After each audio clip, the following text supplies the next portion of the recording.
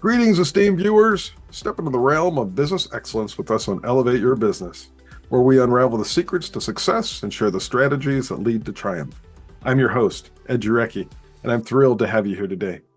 In this program, our goal is to educate and empower business owners, leaders, and entrepreneurs such as yourself by offering valuable insights and guidance from accomplished individuals who have walked a similar path in the world of business. Our guest today follows this tradition as well. So grab some coffee, sit back, relax, and let's give a warm welcome to our incredible guest speaker today, Christopher Heffernan. Chris is a CEO of Delivered. He is an experienced chief operating officer with a demonstrated history of working in the internet industry. Beyond his operational experience, Chris is skilled in sales, contact centers, project coordination, customer experience, and technology. As Chris joins us on the show, he will shed light on what success means to him personally and how his definition has evolved over time, as well as one or two of his top challenges and the lessons learned associated with them. And finally, for today, we'll explore how Chris has leveraged innovation in his business to work through challenges and achieve his goals.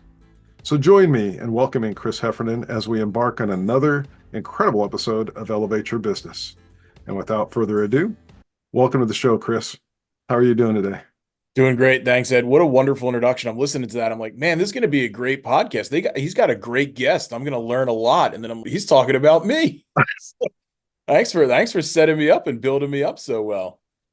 Well, you're very welcome, and it's well deserved. We've already had a conversation. Love getting to know you, love your business and your business model. And what you've done is absolutely incredible. So, to start, would you mind sharing a little bit more about yourself and your business? Yeah, absolutely. Like you said, my name's Chris Heffernan. I'm the founder and CEO of Delivered. We cut the E's out because I couldn't have enough money when I was starting up to pay the graphic designer to design the E's and the logo.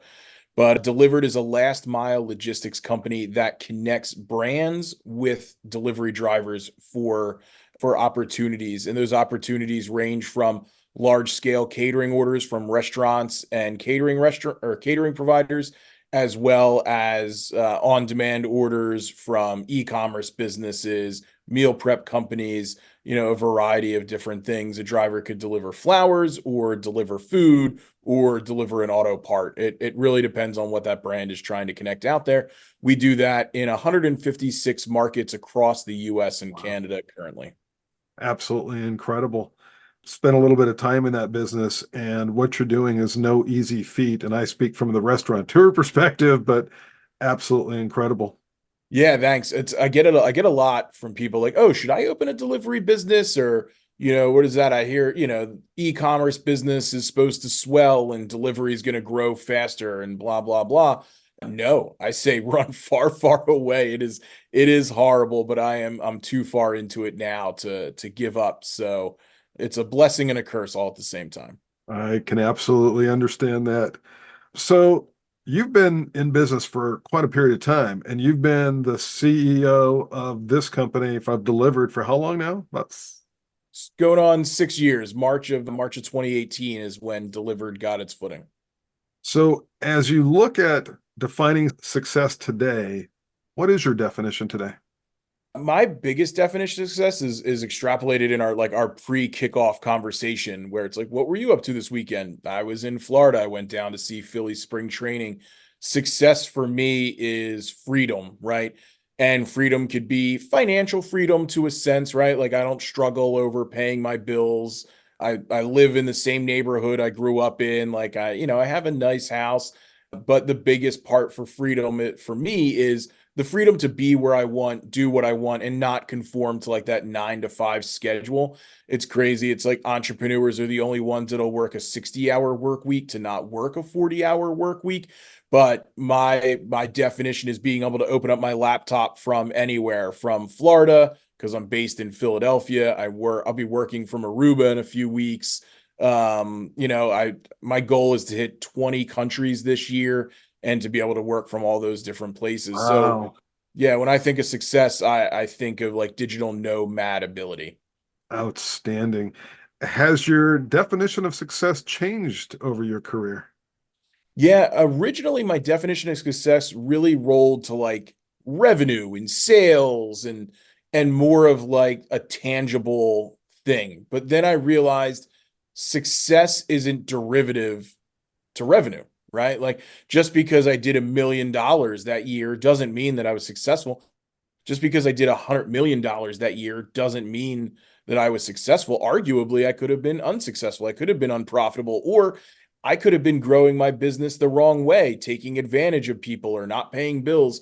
So focusing on just a monetary number for success just didn't over time, it just didn't start to click. Like we have milestones and KPIs just like any business, but our focal points and my personal focal point is just a little different than what it used to be when it was all kind of dollar driven. Yeah. It's interesting on how that changes for us, doesn't it? Isn't it? Yeah, it's crazy. It's almost like a CEO maturity, right? Like when you get your first car at 16, you want it to look fancy and go fast. But by the time you're 30, you're like, I just need to be able to not put $50 a tank every 3 days into a car. And next thing you know, you got a Prius instead of a Camaro. Great example. Well, and we know that these journeys of life, career, and business, it's not always a picnic. Business in and of itself, there's so much for us to learn. Any thoughts as to what one or two of your key challenges in your business journey have been?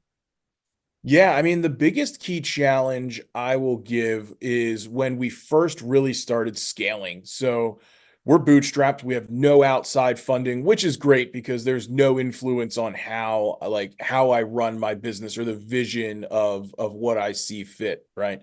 So that's huge. But with that comes a lot of challenges and mostly in that cash flow, that money thing. And it's ironic to go back to like well, my vision wasn't always based upon money or success wasn't always based upon that. And then my biggest struggle was, right? So while it's still an important thing, it's not everything. So we're scaling and we're really trying to pay our drivers upfront, like not upfront, but quick, right? Quick pay in the gig world is less of a convenience and more of a demand, right? Like drivers aren't going to want to wait for the traditional pay period. That's why they're in the gig space. So once a driver completes that order, we were paying that driver that same day. So Monday, you were getting paid, I guess the next day, you were getting paid Tuesday, but we were processing that payment on Monday. Well, my clients weren't paying me every day. They were paying me on, net 30 terms, some were net 15. And we had a couple that were like, I can't pay quicker than next 60. And it's like, come on, man, everybody has QuickBooks. But either way, I still had to pay these drivers. So I was just racking up my personal credit cards. I would charge 40, 50, 60, $70,000 on my personal credit cards. I'd get that net 15 invoice. I'd pay those credit cards down. I'd rack up the credit cards again, just, putting money on them so I could pay these drivers. My credit score was fluctuating 100 points a month, depending on when the card had a balance on it and when it didn't. My finances looked like garbage, right? Because I was leveraging so much of my personal high interest credit. No bank was like, sure, we'll give you money. And it was a really hard struggle. Absolutely incredible. So, through that, any specific lesson learned from those challenges? I guess the one lesson that's biggest from that is just persistence, right? It would be easy to say, no, driver, we can only pay you every so often and take it or leave it, right?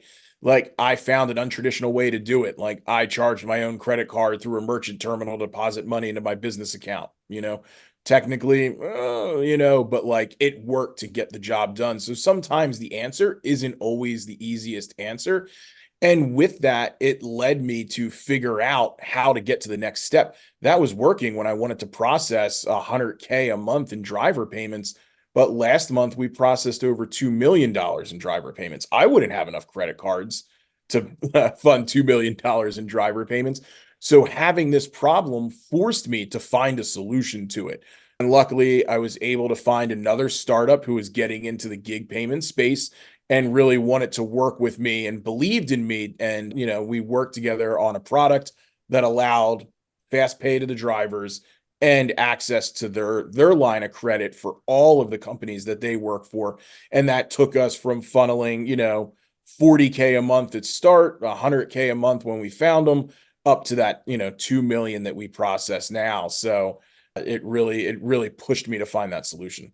So, what I heard in there is strategic partnerships. And in this case, This you acquired that particular business or to No, become a no. partnership? We just worked together to build this Perfect. product. I Yeah. mean, yeah, so we still use them today. They help process payments. They're actually building branded debit cards for us. So soon the drivers will have cards in their pocket with my business logo on it, which I find insane.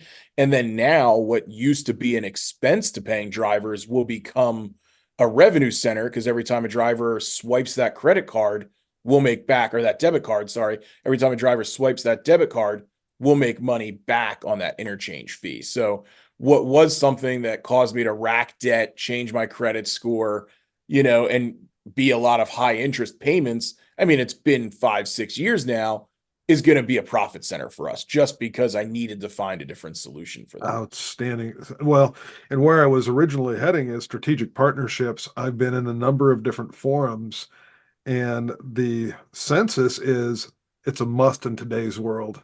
That a fair assessment from your perspective? Yeah, no, 100%. It's, a lot of people have like that buy versus build mentality. And like for us, we focus on delivery, right? Like, could I have built or bought a payment processing company? I couldn't have bought it back then, but could I have built something? Yeah. But would that have distracted me from my core focus, which was scaling delivery logistics? 100%.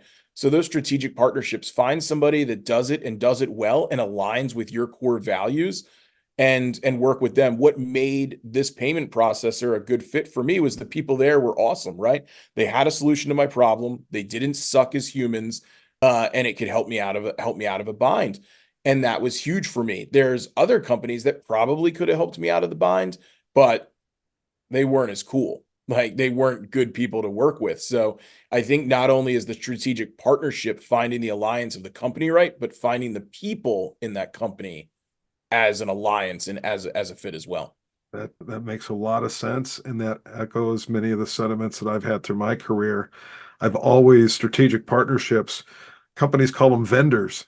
They're not Right. vendors. If you're in a long-term gig with them, contractual or otherwise, it needs to be a tighter bond, and there really needs to be that balance in what you're offering, and you're really looking for the best that fit your model. And of course, the people are always a core part of that. So that makes a lot of sense. Now, shifting to innovation and its impact on the world, your business really is tied to the biz tech innovation world, as well as a changing economy and a changing society. So, what has been innovation? How have you kept up with that as a business? Yeah, it's been tough, like you said, especially in this field, this industry, right? Like it changes on a dime. So luckily we've been able to be nimble with that, right? There's a lot of big companies. I mean, if you look at like, let's go overarching, UPS and FedEx, their business model arguably has stayed the same for a long, long time, right? So it's harder for them to make a change or make a pivot, right? For us to innovate something, to change something, it's easier. We're a smaller team. We're, shy of 100 people total. So if we want to be like, oh, let's try it and test it. Like we can try and test different things. And it all started with finding, common problems that take up a lot of human time. Like when we first started, I guess when I first started, I was copy and pasting every order from different portals into our like delivery management system, our DMS. So I would wake up every morning, 4 or 5 a.m., open up my laptop, start copy and pasting all the orders for that day into the system, pickup address, details, phone number, and then, getting them assigned out to drivers. It was before we had our own API. So innovation there turned into like, well, I don't want to copy and paste things anymore. That's a waste of my time. We need to build an API. So then we started focusing on automation and automating what we could so we could focus on, the bigger picture stuff like connecting with clients, connecting with drivers, building meaningful relationships. So I would say most of our innovation is kind of tied around automation. And my guess is that an element of that is a seamless end to end intuitive process. I mean, you're working with drivers with a variety of experiences, education backgrounds, et cetera. So you've got to have something that really works end to end in a manner that doesn't require people to have to go read an online manual or otherwise in order to make it work, right? Yeah, it needs to be very intuitive because we're dealing with, tens of thousands of different personalities, right? So, and that's kind of the focal point when we look at when we build something or we roll out a new product or change a feature, it needs to be something that is just usable, right? Where we take the questions out of it so that the person can just use it. And like our text system, our tech stack is made like from the time a driver says interested in taking this order to I've been paid for this order is all held in our ecosystem. For years, it once you signed up, you use this applicant tracking system, and then you were sent to this CRM to manage your data. Then you use this DMS, then you use this payment processor. And then if you wanted to order equipment, you did it through like a WordPress plugin and it was a bunch of like Zapier and JSON hacks. And then now it's a lot more pristine where it's just like a nice ebb and flow. It just you're interested, you take orders, you're paid, and it's all managed in one nice place. And of course, the topic of the day is AI. How has AI influenced, or where are you at in employing AI as part of your system? Yeah, we're using AI in like a number of different ways. One, the biggest way we're using it is I always like to coin we're Tinderizing delivery. And what I mean by that is like most delivery logistics software say like, "Hey Ed, you're the closest driver. I'm going to assign you this order." But it doesn't really factor in a lot of other conditions where our system will be like, "Okay, we have a driver profile for Ed. Ed has this type of vehicle, this type of delivery equipment. He's more often on time if he takes orders from this neighborhood, and he prefers to take orders Monday, Wednesday, Friday, AM. And this is his average earning that he typically accepts. But if an order is over this earning, there's a chance he would take it outside of that area." So we have this profile of all those different things. And then when an order comes in, we create a profile for that as well. The area it's getting picked up in, what kind of equipment is needed, and who we can best match for that. So instead of just arbitrarily saying here's the closest driver, we're using AI to build these profiles and then say we've identified Ed and these 7 other drivers, and we're going to start going one by one offering these jobs out and hoping that the driver will swipe right on that order because they match to it just like they would on Tinder. That's probably the biggest impact that AI's had on the business. We have some smaller projects that we work with it as well. But that's tremendous, absolutely incredible. And you think about what it would take to manually do everything that you're now enabling through AI. And I've got a long time in technology. Traditional programming techniques would combined with operational support and collaboration would have taken years to accomplish something like that. Yeah, and I just look at how much time we used to spend and even inaccurately spend, like on average in Boston, Massachusetts. And I know this because I was just looking at the stats there. The orders that were delivered on Monday, it took the AI system, Frederick is its name. It took Frederick an average of 7.2 assignments to get orders placed. When we had a manual team before Frederick existed, the average could be upwards of 17. So like 2.5 times the amount of assignments. And that's a human click, click, click, click. And you're looking at the tags on the order, like this is tagged, blah, blah, blah. The order's tagged, blah, blah, blah. And then checking to make sure it matches. Then also checking to make sure that that driver doesn't have another order already at the same time. It was a mess. And it was a lot of work. But now it's easier and it's better. So not only are we saving human hours, we went from like a 91 or 92% success rate on orders overall pre-AI to a 97.8 on average success rate with AI. That is absolutely incredible. If you were to consider, where do you believe all this technology, AI in particular, is going to take you and your business into the future? Yeah, I think it's going to take us far, right? It's going to allow us to automate things that we need to automate. Like order assigning, that doesn't need to be done. That didn't need to be done by a human. Obviously, AI can do it and it can do it better. What AI can't do is connect with the clients and connect with the drivers on a personal level and create, these meaningful interactions.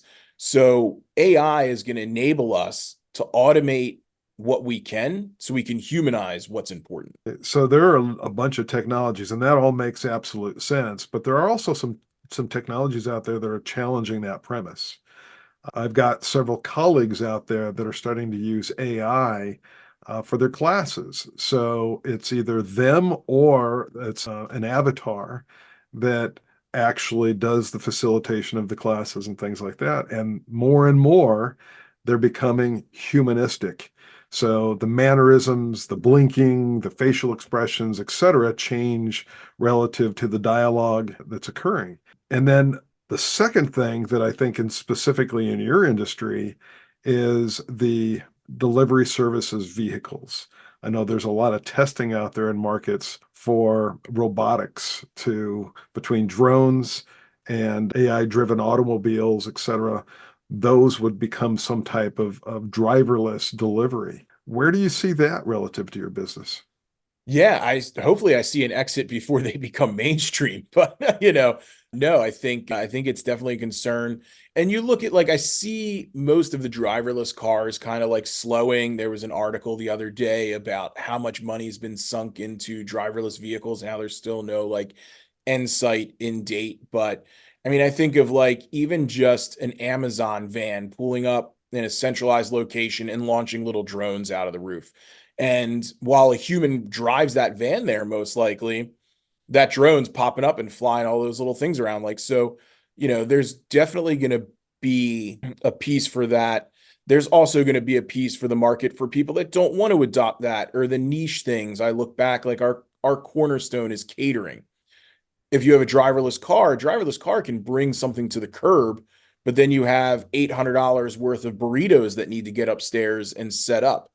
And unless, Boston Robotics has built a dog that can deliver burritos, which they could, for now, that's kind of insulated. In my first food delivery business, I thought I was insulated from the Grubhubs and DoorDashes of the world because I was in a suburban market, and I wasn't. They came and destroyed me. That's what pivoted me into delivered. So things like this are always on my mind. Like, could driverless cars, take this away? Could there be a catering robot? Like there is no insulation when it comes to progress. Absolutely agreed there. So, any final takeaway, one single takeaway for our viewers that you'd like to offer them? Yeah, I have, I guess, technically two in my mind. The biggest one I said earlier, right? It's, automate what you can so you can humanize what's important. That's probably the biggest thing that I tell everybody. Sit back and look at those things. That 4 or 5 a.m. copy and pasting orders into a dashboard was honestly a waste of my time. It needed to be something that I did, but it was something that could have been done through some automation. So to get rid of that, I spent $500 on Upwork and got somebody to write like a script that would cut info from one website and put it into another. And then that allowed me to focus on getting more clients and getting more drivers, something that I couldn't automate. Right. And then the second piece is you have to do things that aren't scalable to scale, right? And it seems kind of counterproductive, but with working with clients, like, can you do XYZ? Typically, no, but we will for you. Like doing things that won't allow you to scale out to just get it going and build your business. Those are excellent. Matter of fact, everything that I do from my business perspective is in helping business owners refresh or define their strategies, their visions associated with that strategy, and put their plans in place. A big part of that is understanding through their processes what, where, and how can some of these enablements really help them. And to your point, it really involves people, process, and technology. And I'll also include it needs to be wrapped in the right culture with the right type of leadership, visionary, progressive, supportive, collaborative, those types of things. Any final comments for our viewers? No, I guess yes, technically. No, just keep grinding, keep going. If you see problems, just find solutions, right? Like you've made it this far, you're only one phone call or one email away from, the next big break. Yeah. And then the other things that I'll echo your sentiment is strategic partners and reinforcing just how important they are in today's business and for today's business success. Outstanding. Thank you so much.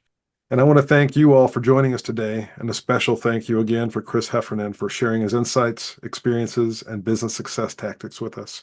We hope this conversation has left you inspired, motivated, and ready to embrace the challenges of entrepreneurship. Remember, success comes in many forms, and it's essential to define it for yourself. Take the lessons shared by Chris to heart as you navigate your entrepreneurial journey. Embrace change, seek out opportunities for growth, and always be willing to adapt to the ever-evolving landscape of business. Thank you once again to our phenomenal guest speaker, Chris Heffernan, and thank you all for tuning in. We look forward to seeing you next time as we continue exploring the stories behind incredible entrepreneurs. Stay resilient, stay innovative, everyone.